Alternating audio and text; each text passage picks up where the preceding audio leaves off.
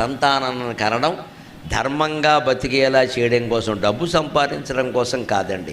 తల్లిదండ్రుల నోట ముందు ఏమి రావాలంటే, పిల్లాడు ప్రోగ్రెస్ కార్డు పట్టుకొస్తే నీకు ఎన్ని మార్కులు ఎందుకు తక్కువ వచ్చాయి, ఫస్ట్ ర్యాంక్ ఎందుకు రాలా, ఈ దరిద్ర ప్రశ్న కాదమ్మా. అబద్ధం ఆడితే మూతిమే కొట్టాలి పట్టుకుని. సత్యం ధర్మం నేర్పాలి పిల్లలకి.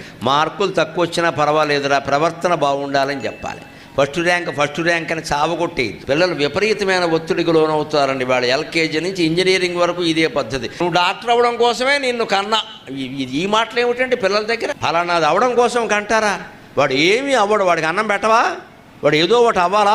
ఈ తల్లిదండ్రుల యొక్క దురాశలు తగ్గిపోవాలండి బాగా. నువ్వు బాగుంటే చాలు, 4 మెతుకులు తిని ఆనందంగా ఉంటే చాలరా. మన పెద్దపల్లిలో ఉద్యోగాలు లేవా, ఏదో చేసుకోరాదా, మా కళ్ళ ముందు ఉంటావు. ఈ మాట తల్లి నోట తండ్రి నోట వస్తే కుటుంబాలన్నీ బాగుంటాయి. నువ్వు వెళ్ళిపో, నువ్వు హైదరాబాద్ వెళ్ళిపో, నువ్వు అమెరికా వెళ్ళిపో, మరి పెద్దపల్లిలో ఎవడు ఉండాలి? ఈ మాట రావాలి.